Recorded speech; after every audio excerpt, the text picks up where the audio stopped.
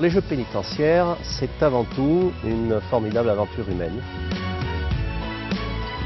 C'est une grande rencontre entre des hommes et des femmes qui se battent pour un idéal.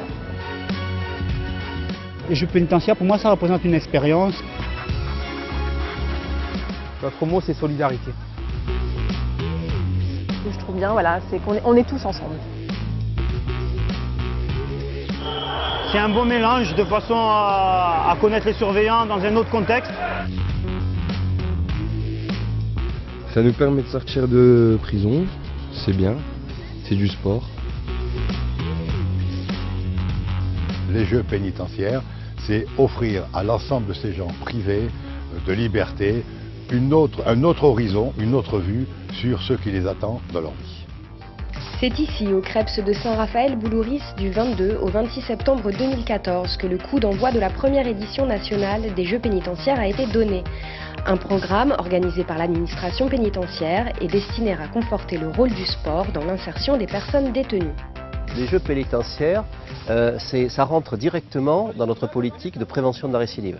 C'est une de nos missions régaliennes. Et ce qu'il faut voir dans le sport, c'est qu'à part sur l'apprentissage de son corps, cette découverte des autres aussi, parce qu'on se redécouvre quand on fait du sport, il y a aussi toute une notion pédagogique vis-à-vis du respect des règles. Et ça, pour des gens qui à un moment ont franchi ou enfreint ces règles, c'est extrêmement important. Cette manifestation aura permis aux personnes détenues d'une quarantaine d'établissements de toute la France de participer à des compétitions ainsi qu'à des animations sportives et d'éducation à la santé sur un site privatisé pour l'occasion.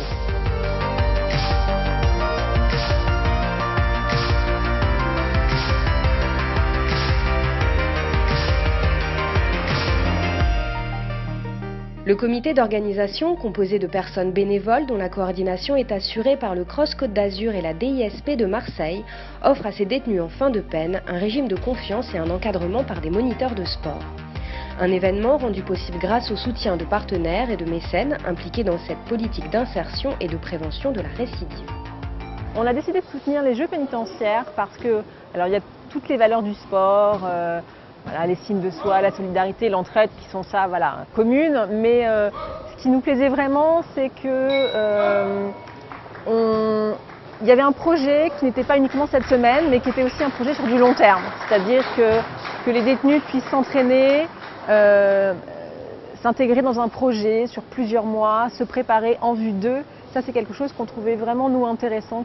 Ici, les équipes sont composées de personnel accompagnant et de personnes détenues et les compétitions s'enchaînent dans une ambiance plutôt bonne enfant.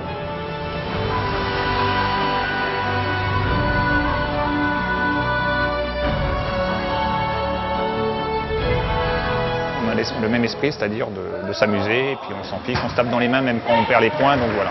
Les enjeux pour l'équipe aujourd'hui, pour moi, c'est prendre du plaisir, s'amuser et gagner vraiment, parce que ça reste une compétition.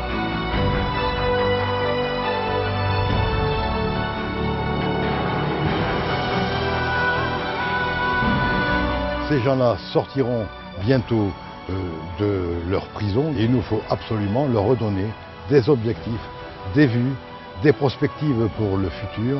Et je crois que le sport est un élément, effectivement, qui permet de voir la vie différemment et de se resocialiser dans la vie active.